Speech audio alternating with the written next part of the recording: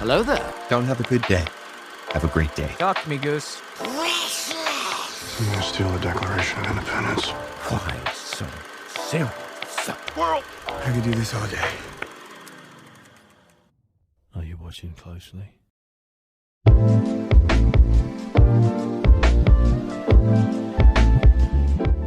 Welcome, everybody, to the One-Eyed Film Podcast. I'm your host, Seth Mossberg. Today we have Will Carlson joining us again. Hey, guys. Good to have you back, Will. Good to be back. Today we're going to be answering the question, is Star Wars dead? Now, I know, obviously, it's not dead. It's still a franchise that's been continually growing, especially since Disney bought it, but that's what we're going to talk about, because this is one of the franchises that has been causing some frustration with the fan base. I wanted to start a series on a topic that covers multiple movies and even a franchise in general. Future episodes will cover, is Marvel dead or is DC dead? We'll talk about those things, but also expect some more topical episodes that'll cover many different movies at once that have a same theme going throughout all of them. But with that, Will, I want to ask you, do you think Star Wars is dead? I would say that it is dead, at least very much in the sense of like the core ideology kind of behind it has very much seemed to withered and died.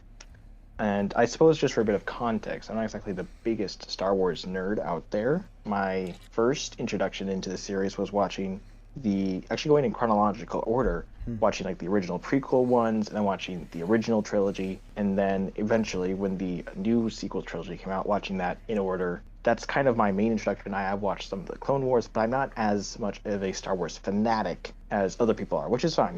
It's a very huge fan base. It's got lots of people who are very, very interested in it. It's got a very extensive history and lore and stuff. But just from my perspective, yeah, and looking back on it, I can definitely say that there's definitely been some change between kind of the earlier releases and movies and TV shows and stuff that I watched as a kid and the ones I watched up as I was going through high school and stuff. Yeah, I was a huge Star Wars fan when I was little. My dad showed me the original trilogy, and then I slowly got to the prequel trilogy. Those, I think, are really good. I've just loved the world building, and we'll talk about some problems with world building, at least for Disney, in a little bit. But the original 6, I think, are great. But there is also a really big frustration among the fan base with the new films, the new things that Disney is putting out that are just disappointing. And we're here to talk about that. We're here to discuss the future of Star Wars and what we hope to see, and just in general what our thoughts are on the movies that have been released. So, after Disney bought Lucasfilm, things were going pretty well. They really were pushing the branding of Star Wars in the Disney parks and showing that Star Wars is now part of the Disney family. And that was cool to see. I don't really remember that. I started getting into Star Wars a lot more when The Force Awakens released. And I think the way that The Force Awakens started off the sequel trilogy was pretty good. I remember seeing the first trailer for The Force Awakens and getting really excited. The problem was they promised a lot in the trailer that I don't think they fully delivered on in the story of the 7th movie. And as I look back on The Force Awakens, it is a very obvious ripoff of A New Hope. I think that's pretty obvious. 3 friends from different backstories come together and try and blow up a big world-ending planet, as well as one character having a duel with the bad guy. It's got a desert planet, you know. What's that? And it's got a desert planet, too. And, you know, there's a lot of references in just the first film to callbacks and cameos and original characters. Like, you know, Han Solo shows up and then Princess Leia and stuff like that, which is kind of what you'd expect. But it's definitely one of the big frustrations a lot of people had is how they changed some of these characters. In particular, people really, really didn't like how Han kind of just seemed to almost revert to his original type of roguish character. And I can remember too, just kind of thinking about it, when I think I actually remember first watching the trailer. I think I was at a bowling alley with some friends, and my uncle said, "Hey, check this out, look at this." And I saw it and it looked cool, because I didn't even know that, you know, Star Wars was getting some new series. And so for me, that was really exciting to an extent. I wasn't as big into it, but I was like, oh, this is cool. This is new for something I thought they weren't doing anymore. Yeah, there was an interesting feeling seeing the trailers for these movies, the feelings that we had back then versus now when we're looking back on it. Because I remember every single trailer that released, I got excited for. I wasn't that much of a film critic back then.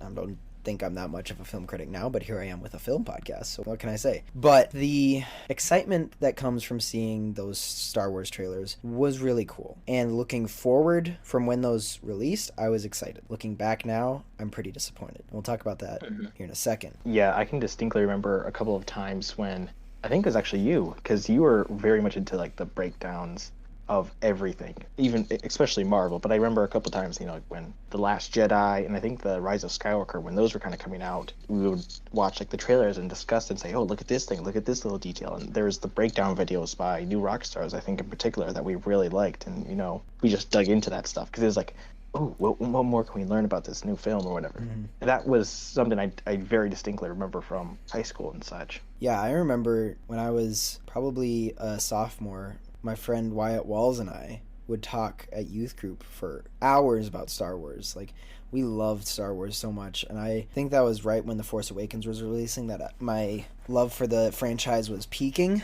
and yet it was soon to come crashing down, especially in the coming years with the release of the second two parts of the trilogy. I think the biggest downfall of the sequel trilogy was not that it had multiple directors, because the original trilogy had 3 different directors, respectively. Even though the story was George Lucas's and he had creative vision for all the 6 movies, the problems did not come from multiple directors. As much as I want to blame it on J.J. Abrams passing the torch to Rian Johnson and then back to J.J. Abrams, there was some problems with that because there was not unity in the storytelling. That's why a lot of problems that were presented in one movie were attempted to be fixed in the next movie, because the directors did not have unified vision for the movie. And I think the overall arching problem with the sequel trilogy is that there was not a plan for the whole thing. They just kind of started shooting things in the dark, and whatever stuck.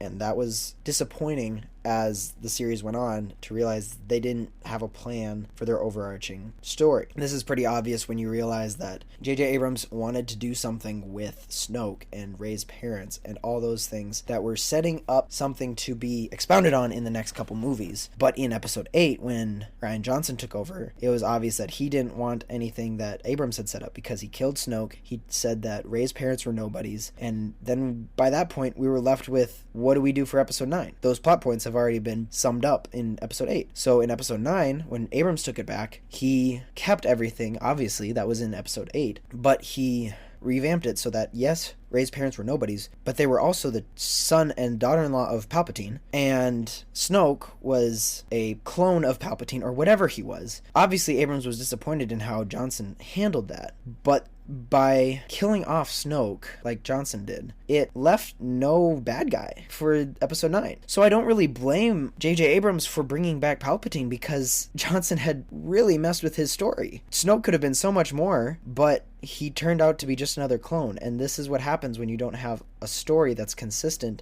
or a story that doesn't have an end goal, or that you've even discussed with your other writers. Like, how hard is it to talk about where you want the end goal of the story to be with all the other writers or the other directors? Yeah, I think that's basically the problem of not having a clear vision, which is something we can really give credit to George Lucas for, because in the original trilogy, you mentioned that George Lucas wasn't necessarily always the director or such, but he was the one who had the idea and he had the vision. Like, he knew what this was. I mean, originally he was going to make Star Wars a film, but then he's like, no, this is too much, too long to be a single film. But that's a very important point, because it's basically meaning that he has this single story in mind.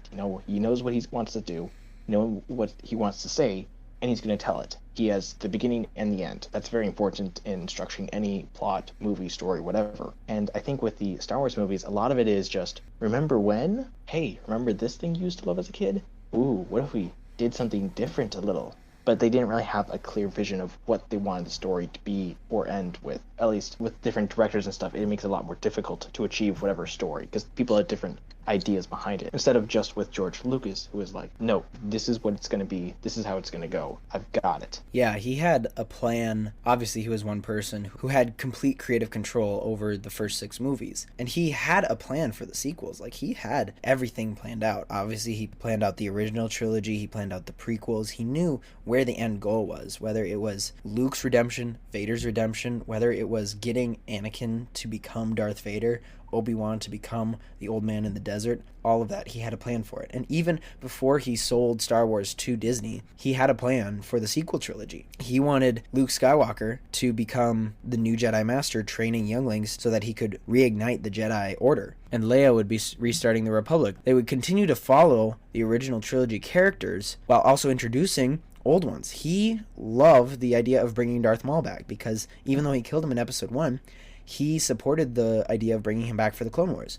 And now he would return an older Darth Maul in the sequels as the bad guy who was training another Sith to be the main villain of the sequels. And we would have a storyline about stormtroopers who now didn't have a job after the war, and it wouldn't be that unlike Finn's story. Except, unlike Finn, we would actually follow their story throughout the trilogy. Finn, they just kind of forgot that he was a stormtrooper. I heard somebody say that if you ignore Finn's origin story in The Force Awakens and just make him like a dock worker that volunteered for the Resistance, the way he was treated in episodes 8 and 9 would be no different, because they just forget that he was a stormtrooper. He just cheers whenever he shoots down basically his friends. I know he probably didn't know them personally, but the fact that he was not explored at all is very disappointing, and Lucas would have explored that a lot more, and I'm disappointed that they didn't even take notes except for, maybe how would we deal with a moral stormtrooper. Besides that, they really didn't take anything from George Lucas's ideas. I mean, yeah, you can see like a couple of the ideas, I suppose, in the sequel trilogy, because I've heard a little bit about that, but I didn't really know too much about what George's vision would be. But it definitely seems like an interesting story, and you can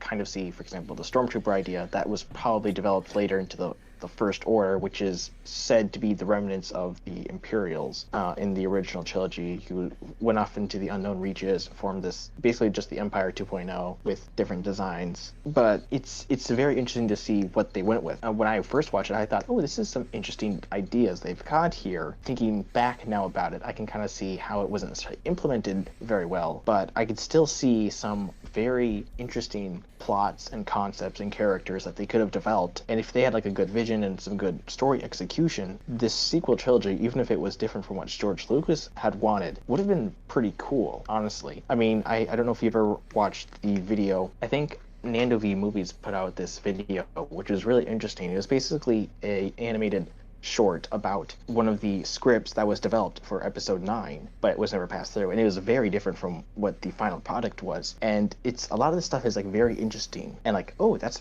pretty cool, that's a nice spin on this, that's a different take. But a lot of it was just executed so poorly that it just leaves a really bad taste in our mouths. Yeah, and we can talk about the overarching themes of disunity and not a good clear story to go between all the movies, but we can also talk about the little things. Like, one thing that was interesting to me from a video essay that I watched. If you guys didn't know, I'm huge about video essays because there are a lot of people who have a way with words that I don't have. I really appreciate hearing my thoughts expressed through these people's words, and they have a way to describe things in movies that are just so much better. Anyways, I saw this video essay that was talking about technology in Star Wars and how it progresses. Obviously, George Lucas created a bunch of technology for the original trilogy, such as, all the spaceships and all that. And then in the prequels, he went backwards and was like, okay, yeah, that hasn't been developed yet in the world. It has not been developed, but this is a precursor to that ship or something like that. Whereas when we move to the sequels, nothing has changed. It's 30 years later. They're still flying X-Wings, Y-Wings. Star Destroyers are still the same, maybe a little bigger. We still have 2 world-ending machines. One is actually a planet still, and the other is just multiple world-ending machines. And that's what's so bad about sequels that don't have anything going for them. It's like a bad TV show where you just have to make something bigger and badder than the last, that it becomes ridiculous. Like, here's a question for you. Is the First Order a massive corporation that has billions of credits rolling in and so much support, or is it a little rebellion-sized army that is wanting to take over? Yeah, and the First Order is really interesting because I think if you really try, you can just dissect it, and that could be a very good example of just kind of what is so wrong with the sequel trilogy and a lot of the stuff afterwards. Is they're very strange in many ways, because the lore behind them is that they're like the remnants of the old empire went into these unexplored areas and kind of just decided, okay, we're going to rebuild and retake eventually. But we don't really get good like size measurements. Like, okay, they spent 30 years building a giant Death Star on a planet. Okay, like, we don't really know like how big they are. It seems that after episode 7 that actually after episode 8, when there's the year gap between episode 8 and 9, it seems that this group has just taken over the entire galaxy, but at the same time they're barely able to hold on to the galaxy because there's a coalition of free worlds. I watched this really good video by one of my favorite YouTube channels, the Templin Institute, who does this very excellent breakdown of just how a lot of this stuff doesn't make sense, like especially like the conflicts and geopolitics, because the First Order is like this strange thing where they're kind of like seem small, because how can like a group that was formed out of the basis of an empire take over a galaxy so quickly? And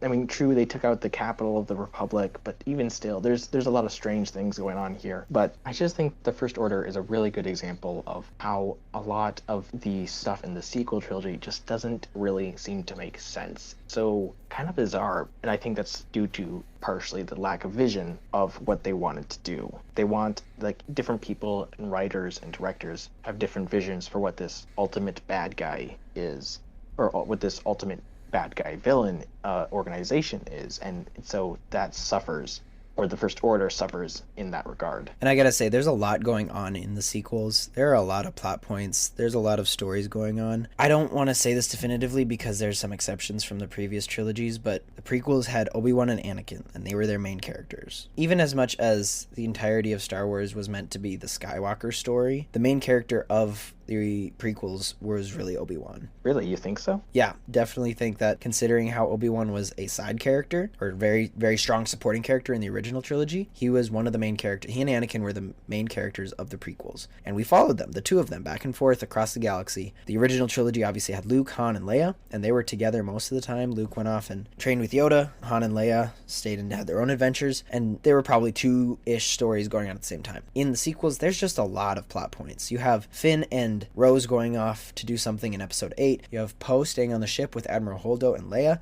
You have Rey going off and doing her own thing. There's a lot of stories going on, and it's very difficult to follow at times, and just way too much at once, I think. That's a good point, actually. I think what's also kind of irritating is that in the sequel trilogy, you have a lot of ideas and plot points set up, but never really explored. Like, Finn is, I think, the epitome of this, and you've already mentioned this, but I'm not sure how true this is, but there's a lot of people who are making speculations, at the very least, that, ooh, maybe Finn's going to be like a Jedi, or he's got some Force abilities, or he's got some secret parentage, or something like that. Like, you see that even in the first episode of the sequel trilogy, in The Force Awakens, when he holds the lightsaber and he fights Kylo Ren. Like, he seemed to be this big character, and then, yeah, he's just, by the end of it, he's just there, almost for comedy. And, like, you know, the Rose part, like, Rose just is kind of there too. She's set up as something, and then nothing really happens. Or I think a thing for me was the kind of the romance between Rey and Finn. Like, in the first episode, we see something kind of developing there. Rey kisses Finn's forehead, and then just, yeah, that nothing happens. Even in The Rise of Skywalker, you know, there's that one scene where the entire group is basically getting pulled underneath the sand, and Finn's about to say, Rey, I got something to say to you. And then we never get to hear him say it. And a lot of people think he's going to say, like, you know, I love you, I have affections for you. But he never gets to, and I guess Rey just goes for the edgy, emo bad guy. Yeah, the romance in the sequel trilogy does not make any sense. You have Rose and Finn, you have Finn and Rey, you have Rey and Kylo.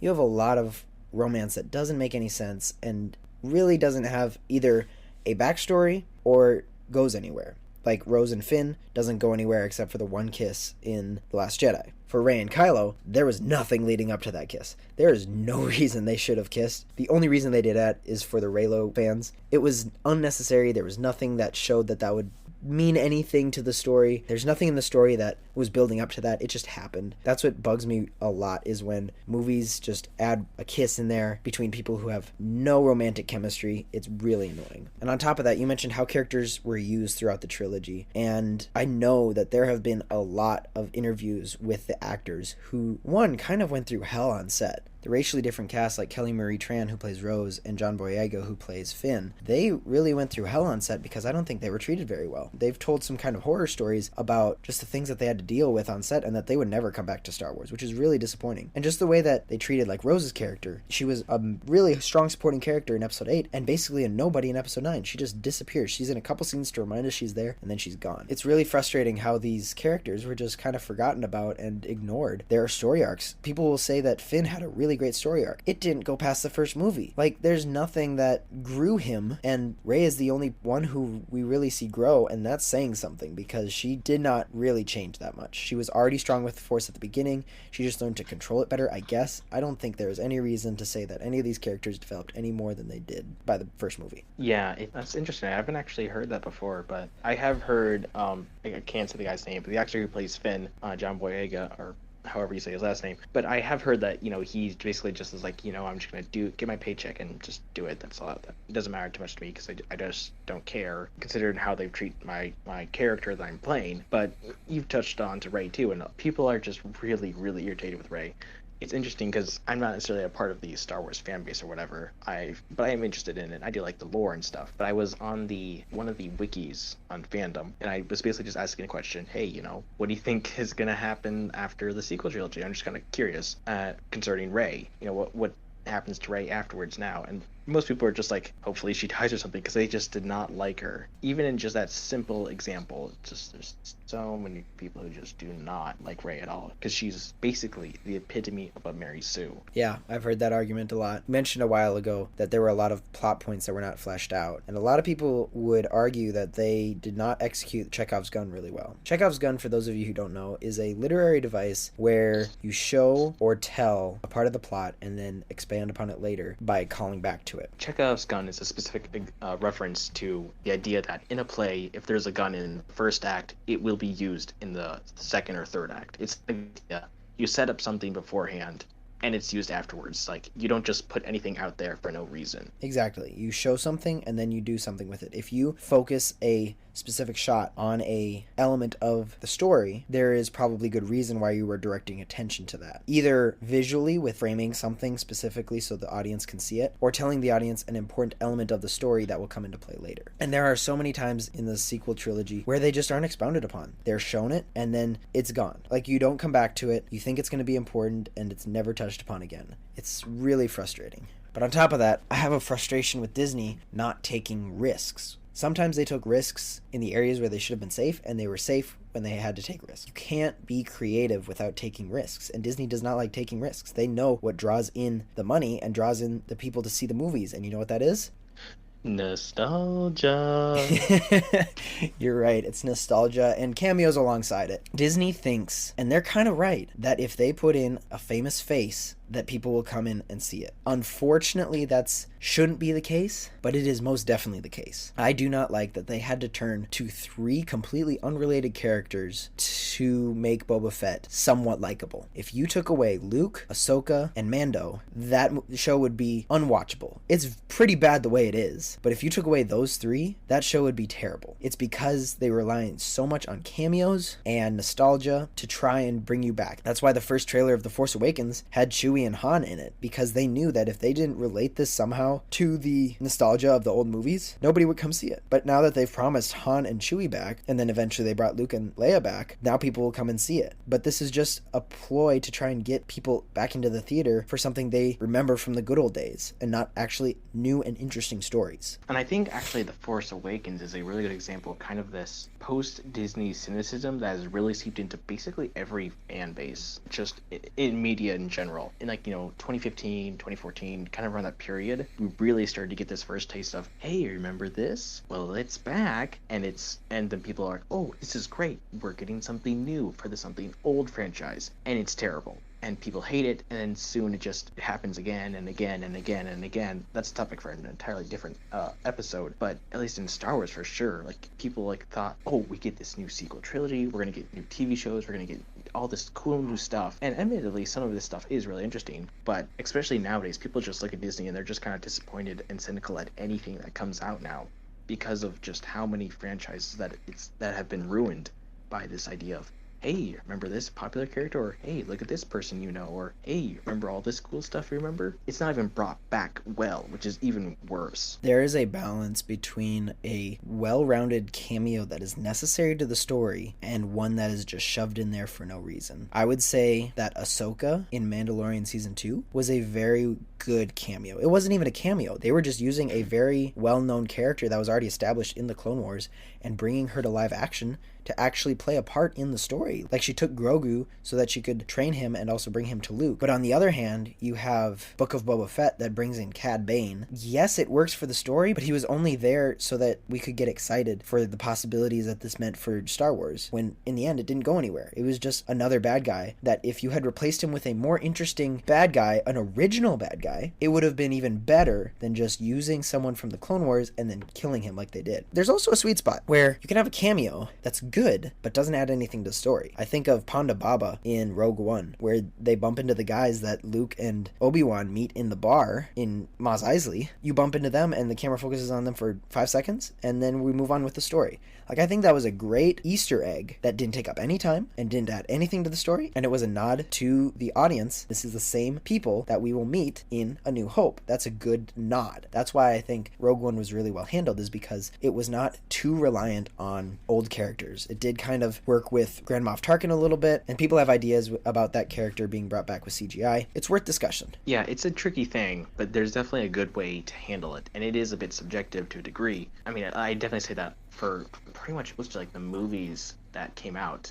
I think Rogue One is like the only really actual movie that people have liked since the Disney got Star Wars. I don't think people even like Solo really that much. I can't say because I haven't watched it, but I think that kind of speaks to the idea of why people really got so irritated, is because first off, you shouldn't always be relying on just old stuff that happened. You need to be creative, you need to make something new. And it's even more terrible when you bring something back and bring it back in such a way that it's even worse and it just ruins everything, and you just really, really hate it because you're seeing things that you used to love being destroyed. That's just happened so many times with just all sorts of other franchises that people have really grown cynical. And that's just what's happened to Star Wars. People are just really, really so vented up and frustrated because it just, ever since The Force Awakens has come out, we've kind of been getting nonstop Star Wars stuff, and a lot of it has been pretty bad. Well, back to what you were saying about bringing things back and then ruining them, this is a big topic for discussion, is this character of Luke Skywalker. And a lot of people, especially Mark Hamill hates how Luke Skywalker was handled in the sequel trilogy. He knows the character of Luke, obviously, because he played him in the original trilogy. But he told JJ and Ryan, this is not the same Luke Skywalker. Luke Skywalker was the optimistic, find the good in everybody. That's why he found the good in Vader and turned him back right before he died. And yet he sensed a little bit of darkness in Kylo Ren and he wanted to kill him. That is completely counter character of what he was in the original trilogy. The movie writers did not understand Luke. They just wrote him that way because they needed him to. And yet there was a better way to write the story. And I found a really good video by A Closer Look, who again does video essays. Love video essays. He's a writer and he basically rewrote the sequels into something that would be a lot better. So go watch that video. I'll link it in the description. But yeah, I think that's a really good point. And I've even heard it said that if you look at Luke and Han Solo, those are two good examples of two different reactions to characters and how they change and how you bring them back. Han Solo basically doesn't seem to have changed, which is odd because, you know, we kind of see his change from, you know, I only care about myself, it's just me against everyone else, versus someone who starts to care about his friends and is willing to do stuff and die for them by the end of the trilogy. He even marries Leia and stuff. And so you would have expected he would have changed, but when we see him again, he doesn't seem to have, and it's jarring to a degree. But the reverse has basically happened to Luke Skywalker, who has changed so much that we just don't even recognize him anymore. And he also changes within the trilogy itself. In episode 8, when we meet him, he's reclusive, kind of bitter, a hermit, and then he says, you know, it's time for the Jedi to die. And then episode 9 comes out and he's like, nope, I was wrong. Yeah, it's time for us to come back. You're the one, Rey. You can do it. I was wrong. Yeah, it's just an inconsistency with the character that's frustrating to watch. You also mentioned a while ago Rogue One and Solo. Those were interesting because we had never seen a spin-off of Star Wars yet. Those were our first. Solo was a little iffy on how it was received. We didn't need all that backstory to Han, like how he got his dice and how he got his last name. No one asked for that. But it wasn't terrible. I don't think it was as bad as the sequels. I appreciated how they brought Darth Maul back, at least for a little bit, but that hasn't gone anywhere. And there were a lot of frustrations with that movie, but I don't think it was terrible. Rogue One, one of the best Star Wars movies we've gotten. I would say the best Star Wars movies we've gotten since Disney bought Lucasfilm. It was gritty. It showed what normal people thought. It was fixing a plot hole, kind of, from A New Hope. Like, why is there just a hole that we can shoot down and blow up the entire Death Star? It's because it was designed that way. I kind of like that. It also was the first movie that brought a animated character, Saw Gerrera, into live action. I appreciated that, just kind of connecting those two. It's the same story, just different ways to be told. And it also set up Andor, which is crazy that we got a spin-off of a third supporting character. What on earth? Why are we watching this? And yet Andor is one of the best things we've gotten out of Star Wars since probably the original trilogy, or even the prequels, depending on if you're a prequel lover or hater. And we'll do a whole episode on Andor in a couple weeks, but I think it's crazy that when you explore topics such as a direct prequel to A New Hope, literally minutes before A New Hope starts, and then you spin off of the spin-off and go explore this other character and the dark grittiness of that, it hits and it works. And I don't understand why Disney aren't using Rogue One and Andor as a template for how they proceed with Star Wars. Yeah, that is actually really interesting. I think this is kind of a bit of a phenomenon of it's a lot easier to expand in and fill the holes in a story already established than it is to make something new and make it work, or to extend something and make it work, to go forward and make a new story based off an original idea and still make that really coherent.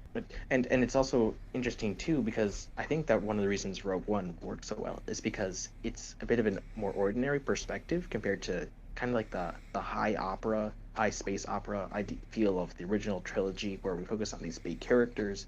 These are some not simple but kind of more familiar characters in a setting we already know, but it's a setting that's been well established until they're able to expand it. The thing that sets Star Wars apart from something like Star Trek, usually there's kind of a rivalry between the two. It's more silly than actual rivalry, but something like Star Trek is very pristine and professional, and they have these, jumpsuits for their outfits, and their ships are nice and shiny. Star Wars is about the commoner and the dirt and the grime of the galaxy and how everything kind of falls apart, and the Millennium Falcon is a hunk of junk, and it just means more to us, the commoner, quote unquote, to see Star Wars being the story of a commonplace person rather than a higher up person. And this doesn't really relate to the sequels. I'm just talking about why people really love Star Wars, and why I think that Andor and Rogue One really hit with us is because they were executed well to the point where we related to the people who are commoners in those worlds and them becoming heroes of the movie.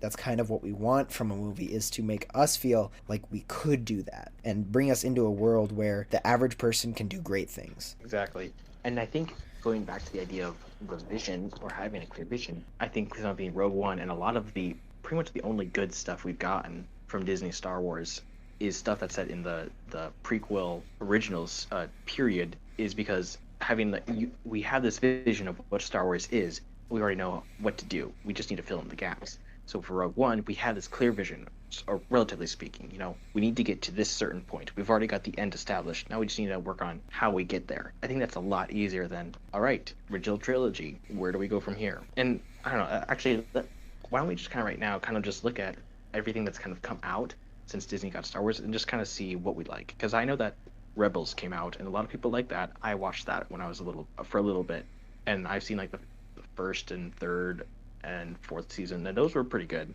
We got Rogue One, which was good. Solo, which I hear is fine. I think a couple of the TV shows, like Mandalorian, is really good. Book of Boba Fett, not so much. I don't know, what else is there that we've kind of gotten that you can kind of rank? There's some filler ones. There was Star Wars Visions, which was a kind of anime style Star Wars. It didn't really tell a story. It was a cool way to keep things in the Star Wars universe, but also give those anime fans a kind of stylized version of Jedi. There is The Bad Batch that came out. That was kind of filling in after Clone Wars. I have not watched that yet, but I hear it's pretty good. We also got Clone Wars Season 7, which a lot of people were really happy about. But that's, again, filler, right up to episode 6. Yeah, I think that was a great addition to the entire saga, is Dave Filoni seeing that, the Clone Wars is loved. We can expand on it even more. There's still a little bit of time between the last season that we made and the next episode, which would be episode 3. And so they added another season. And I think that was a great call on his part to make probably one of the best received seasons out of all the Clone Wars. And there's a lot of technical things that I would want to talk about, but maybe I'll save that for a future Clone Wars episode. And then there was Kenobi. You didn't mention Kenobi. That has a lot of mixed feelings. The layman will really love that movie because they don't know what they're missing, and and then the harsh film critic will say that they did not like it. I fall into the harsh film critic category. It was kind of a letdown. We'll talk about it in a little bit. As we wrap up talking about the sequels, I want to say that Star Wars is no longer made for the Star Wars nerd. It is made for the basic moviegoer who sees that there's nothing really better to watch than Star Wars. They go to the theater, they're like,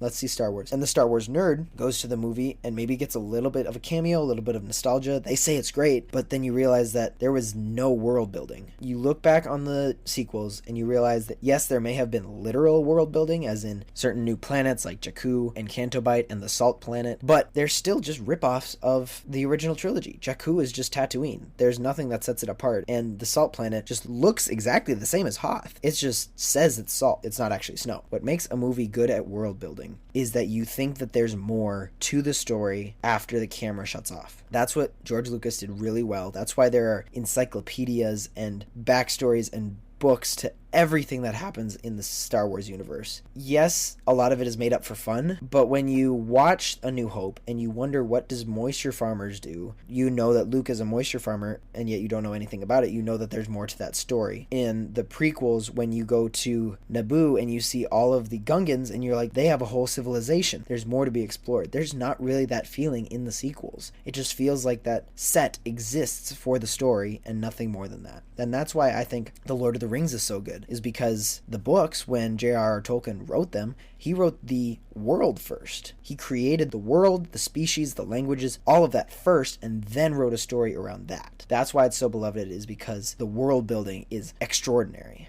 Yeah, I think it's a pretty good description. I mean, there's so much about the sequels that we can go into, but it's kind of interesting that they're really the only big main thing we've gotten that goes beyond the original trilogy. And since Disney's got Star Wars, they've just been pumping it to an excessive amount where there's always something new coming out. But a lot of the new stuff is actually just filler for the old. It's even more nostalgic. It's Clone Wars. And actually, I think we kind of start talking about a lot of the Disney Plus shows that have just been coming out. The problem with franchises now is that Marvel took a big risk releasing so many movies back to back to back. And it used to be 2 movies a year, and I think that's all right. But their ambition has become so big that they have to release multiple things a year, whether it's shows or movies, and it's becoming overwhelming. We'll talk about that in a future Marvel episode. But Star Wars is falling prey to this as well. There are no good Disney Plus shows coming out because they have no strong foundation. They're just fluff that they're pumping out so that we can have Star Wars every month, like something new every other month. They're just pumping it out so that we can feel like they're doing something. I have 2 opinions. One, we do not need constant stimulation from these movies and these studios saying, oh yeah, we're still here, because there's a frustration that we need something constantly. And this is something that society has fallen short on in the last couple of years, is that we need to constantly be stimulated and never have a dull moment. If they skip a year and don't release anything Star Wars, then we'll actually be asking, is Star Wars dead? Like, are they actually going to make anything else? But they need to keep up this mentality that we constantly need something. And it's really hurting them because it's quantity over quality. It's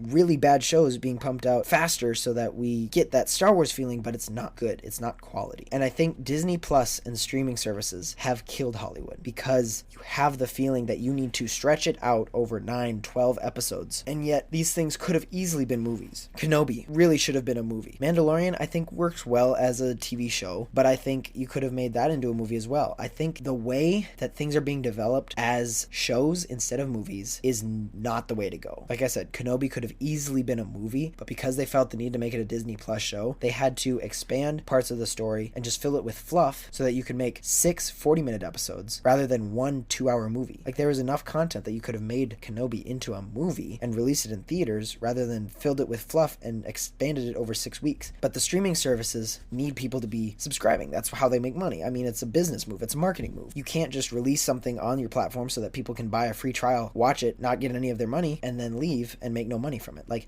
I understand the business part of it, but it's really crappy way to get your fans to come to your platform and continue to pay for it and wait for it each week just to have disappointment again, and to have a really poorly written show and have it full of fluff. I would say that Hollywood hasn't died. It's just developed into a different state, a state which we don't really like. And this is, again, lots of the stuff we can and probably will expound on future episodes and future topics and stuff. But at least for Star Wars, I think a very good description for a lot of fans and people just in general, because just of how much we've been getting. A lot of people are starting to get this opinion. Disney doesn't know when to stop, and that's enough. It's okay. We don't need to have something all the time. If you look at the history of Star Wars, we've got the original trilogy, lots of canon expansion. There's something called the Legends universe now. There's books, comics, a little bit of video games, lots of stuff that was expanded over many decades. Then you got the original prequel trilogy, you have the prequel trilogy in the 2000s. That was a big buzz. There's a lot of stuff expanded after that, and things were relatively pretty quiet. Disney comes along, and boom, we've just been getting Star Wars ever since. And it's just not stopped. And it's kind of like a little bit of burnout, just in general, but in Star Wars in particular. And even with like the good shows, like The Mandalorian, people of like Andor, people are liking apparently. It's still to the fact that, okay, this is good, but do we need this? That's a good question. Do we need this part of the story to be expanded, or is it just a money grab? Yeah, I'm thinking of, what's the one Studio C skit where they basically talking about Star Wars in 2050 and how people are looking at one picture from that one scene in the 6th episode where, you know, the Emperor is coming back and there's that whole line of stormtroopers, and they're saying, we've made TV shows and movies and films about every single one of these characters. And it's kind of descriptive and prophetic, because Disney's getting to the point where they can't make anything new that's good. They tried with the sequel trilogy, it didn't go well, and now they're just trying to expand. The only good stuff they've had has been things filling out the old lore, filling out some gaps. But they're getting to the point where it's just, we don't need to know the details of every single character, and you don't have to cameo every single character. You don't have to have a backstory for every single stormtrooper and little guy and a random person who was in a clip for 1 second. Yeah, I love that Studio C skit. Like you said, it was kind of prophetic. They think they need to make a backstory to every single side character. And as much as that's satire, it's very true. The new Disney Star Wars cannot make a new thing well and take a character that George Lucas created and expound upon it, usually pretty poorly. The only difference is Andor, in my opinion. And again, like I said, we have a future episode coming out on it, but Andor is a spin-off of a spin-off. And the thing that those two had in relation was independent control by the directors. And I think that is what is key. Disney does not have any original ideas. And I say that very generally because Disney obviously can't have ideas. It's a company. But the people working for Disney, the people they put in charge of these movies, just are expounding upon George Lucas's original creative ideas, and yet they're not coming up with anything new or interesting. Like, let's talk about Book of Boba Fett, for example. Yeah, Boba Fett. I mean, I haven't watched it, but I think that's a good example of, did we really need this? I mean, it's if it's executed well, okay, that's a good story, but did we really need to know what happened to Boba Fett afterwards? Like, we knew who he kind of was. He was this clone. He was expanded upon a little bit in the original, or the prequel trilogy. He dies in the Sarlacc pit, or at least people presumed he did, but then actually we found out, you know, he didn't. But whatever, okay? I think the general consensus was, okay, he's out there, so what? But did we really need to have this entire entire TV show dedicated to this character who basically takes over Jabba's position and all sorts of stuff? I think they had some good ideas in it, but did we really need this? Was it absolutely necessary when you could have made something new, something creative, something different, something brilliant? Yeah, I think he was a good cameo in The Mandalorian at the end of season 2, but I do not think that we needed a whole series about him. Many people are invested in his story because he is an interesting character, at least the lore, but the way they expanded his story in the series was totally unnecessary. Some of the worst Star Wars that I've seen, especially things like the speeder bike chase, just terrible to watch. And the fact that they changed the last 3 episodes basically into The Mandalorian season 2.5 is crazy to me. That they realized that his character was so boring, they had to bring in basically the main character of the entire show. Like, the last 3 episodes of Boba Fett were decent at best because it had Mando in it. The second to last episode barely had Boba Fett in it. Like, it was Ahsoka and Luke and Grogu and Mando. There was no reason to make this show. And it was very disappointing, especially when they're trying to shove cameos down our throats, like those characters and Cad Bane and Black Chrysanthemum. They are trying to distract the viewer from the really terrible story that they wrote by all these cameos saying, oh, look at this, you like this, don't you? You like it's dangling keys in front of a baby, like, oh, look at this shiny thing, you like this, and the baby's going goo goo gaga, I love that. And the actual story is garbage. I do want to ask you, though, how many of the Disney Plus shows have you seen? None. I don't have Disney. Well, no, actually, no, I don't have Disney Plus. I think my family does, but I've just never really been. I've never, as I said before at the beginning, am not super big into Star Wars, and after like the original sequel trilogy came out, I was like, yeah, I can kind of tell where this is like going. It doesn't really matter to me. I sort of know. I just didn't have enough energy and effort to invest myself into the Disney Plus shows. I just didn't care. That's fair. That's fair. Which I think that really kind of describes my entire feelings towards Star Wars in general, especially now. It's not quite super cynical, but it's more the fact that, I can actually, I think this is a good way to kind of talk about initial reactions versus later kind of thinking about it. Like, when you first watched The Force Awakens, did you really like it? Like, were you like, wow, this is really cool? Yeah, I have a bad habit of watching something for the first time, really enjoying it, and then looking back on it and realizing how bad it was. Like, I did that when I watched Eternals. I did that when I watched Doctor Strange. All of the sequels. I kind of liked Book of Boba Fett for a while, and then I realized that it was pretty bad.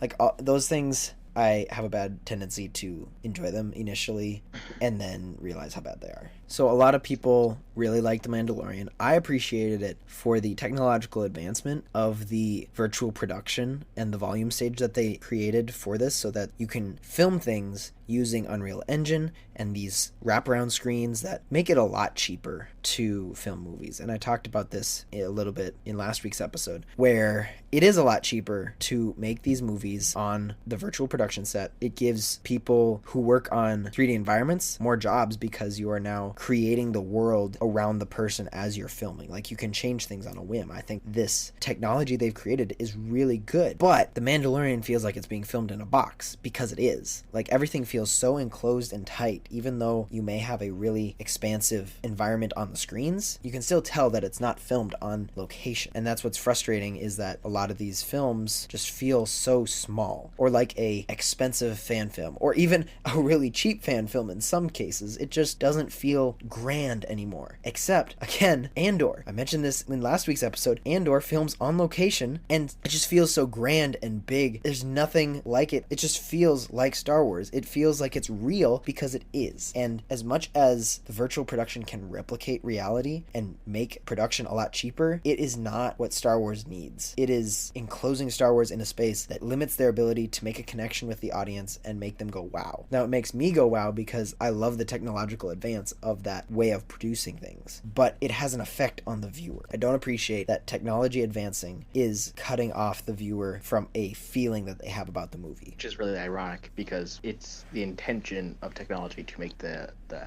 feel even better.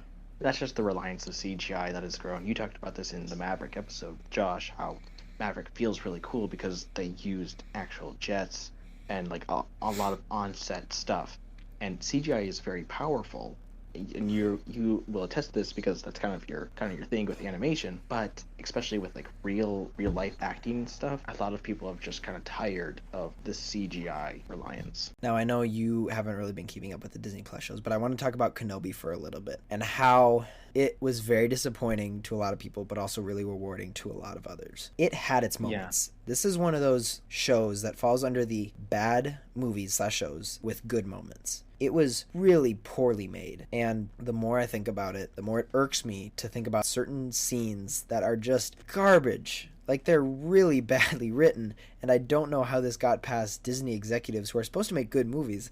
But it's pretty obvious that just because you have a name like Disney slapped on your show or movie, it does not mean it's good. In fact, it's the opposite now, is that you're almost expected to be bad. The fact that episode 4 of Kenobi was written by apparently people with the IQ of 20 irks me to the core. The whole episode 4 of Kenobi felt like a fever dream. Like, when they're trying to escape with Leia, Obi-Wan just has her under his cloak, and there's a big lump. Like, nobody thinks that's suspicious. The most wanted man in the Empire right at that point just snuck in by swimming underwater. Like, they could have had a whole heist scene of him figuring out how to get into Fortress Inquisitorius. What kind of genius thought of that name, by the way? There's so much wrong with this episode, specifically, and I could go on about that. And there's plenty of videos going on about that. That was really what a lot of people took as the last straw for Star Wars. Like, that episode specifically, where it was so poorly written, it made no sense. It's very frustrating to watch Kenobi. And yet, there were some moments that were redeeming. Hayden Christensen coming back was a good play, but at the same time, he's under a mask the whole time, and you can't tell if he's the body double or Hayden. Yeah, that's pretty interesting, because I have no experience with Kenobi. I just know generally what it's about, but I have heard some very interesting things. I heard this really good quote by this one guy who was critiquing the show, and he basically said that only Disney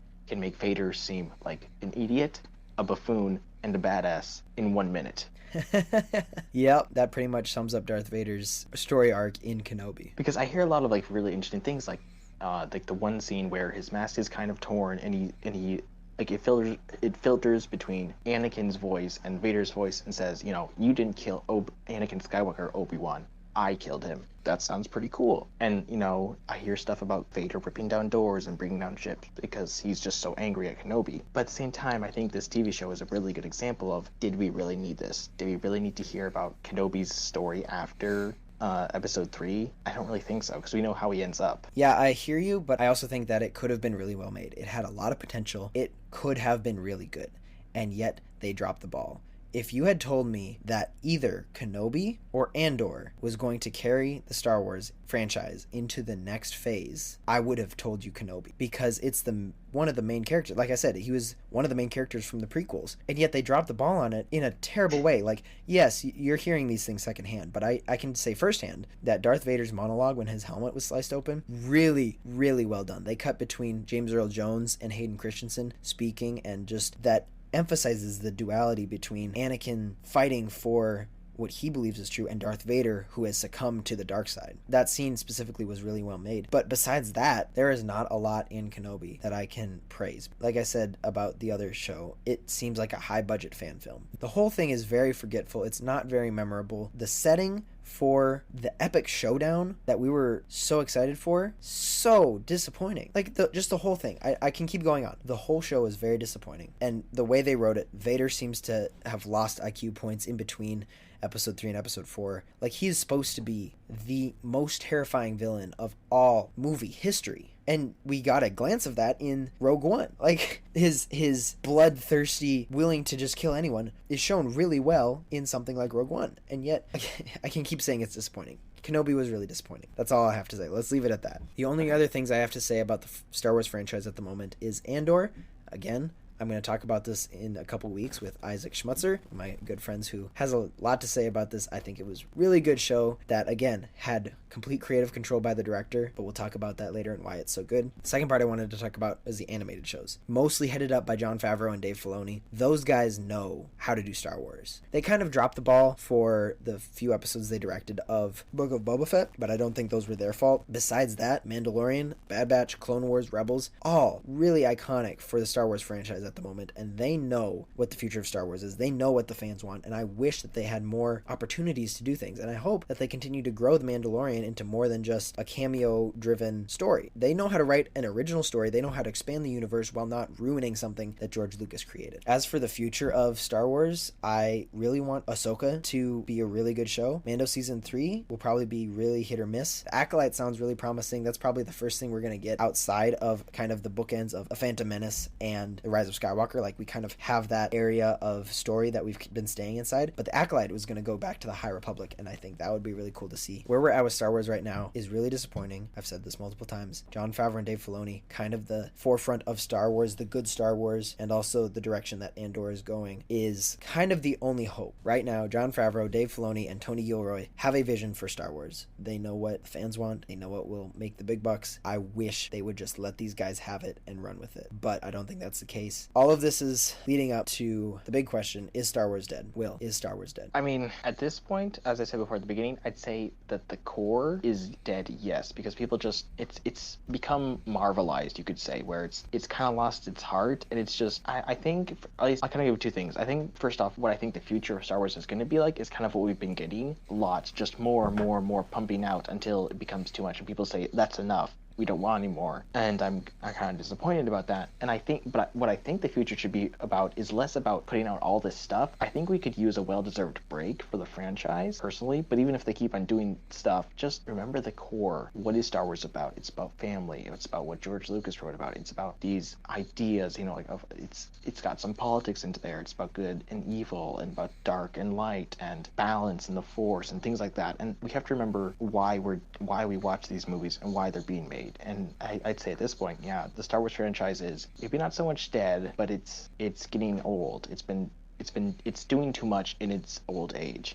it needs to take some time to take a breather, to take a break, to do some meditative healing, stuff like that. Just time to do some, it needs a rest, I'd say. I really like that description. You nailed that. I do not think it's dead, but I would agree with you that it's getting old and it's doing too much. It had its glory days in the original trilogy. I think that is obvious to everyone. The prequels, obviously still under George Lucas, they were a flop at first, but they're slowly becoming beloved again, and I think that's really great. But the way Disney directed the sequels and these new Disney Plus TV shows, I believe is going in the wrong direction unless it is headed up by the proper director, and even so, it is losing fans at an incredible rate. They need to change something or else Star Wars will be dead in a few years. I don't think anything can top the original trilogy, and they're trying so hard to do that. But I really think the mistakes they have made in the past couple years has really taken a hit, and it will take a lot for people to come back to the franchise, watch Andor, and see how good Star Wars could be. But even so, one of the biggest franchises in cinema history is slowly dying, and it's very difficult to watch. But with that said, I don't know what more can be done besides making sure the proper person is in charge and making sure we get quality stories. Yeah, and I actually, think about it, maybe I should amend my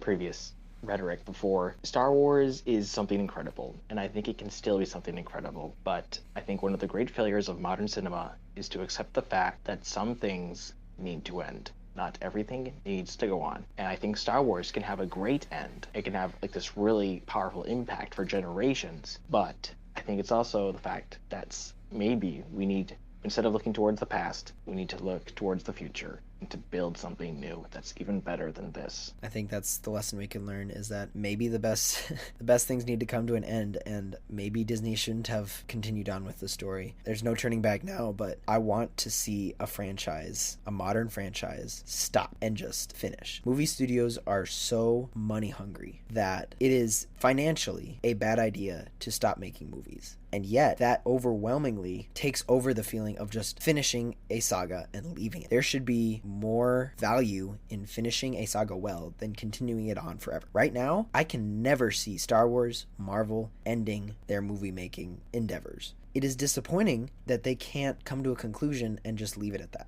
I don't know what the future will look like. I'm glad that I'm this young, that I will be able to see how these movies develop in 60 years. I will hopefully one day be 80 and be able to look back on my current feelings about this. And especially now we have a podcast, I can look back on this episode in 60 years and think, this is what I thought back then, and this is where I'm at now. I will be able to do that, and I think that will be so interesting for me. For anyone to come back and listen to our thoughts now in 2022 versus what will happen in 60 years from now and where these franchises are when that time rolls around. But with that said, I think we're going to wrap it up. Unlike Star Wars and Disney can do for themselves, we're going to wrap up this episode. Thank you, Will, for joining me once again. It's been a really good discussion with you about how Star Wars has fallen off, but yet how we can recover it. Yeah, this has been a blast as always. I always love talking with you and the rest of the gang. But yeah, it's a bit of a bittersweet, and I think we can have a lot of many future discussions about other franchise, but also the state of modern cinema. And I think there is a lot of cause for some cynicism nowadays, but at the same time, I always still have some hope, and I am sure that one day somehow we're going to get something new and something great. Yep. So it's been a really fun time doing this. It's been my pleasure to talk with you, Seth. So yeah, I got nothing else to say. Perfect. Thank you guys so much for listening. We have a big announcement coming next week, something huge that we've been planning for a little bit, so stay tuned for that. Also, I want to let you know that we have other co-hosts that we're going to bring on. Josh and Will are not the only friends that I have. There are other people that I'm friends with who want to do episodes. We just haven't gotten to them yet. We got some really fun stuff planned.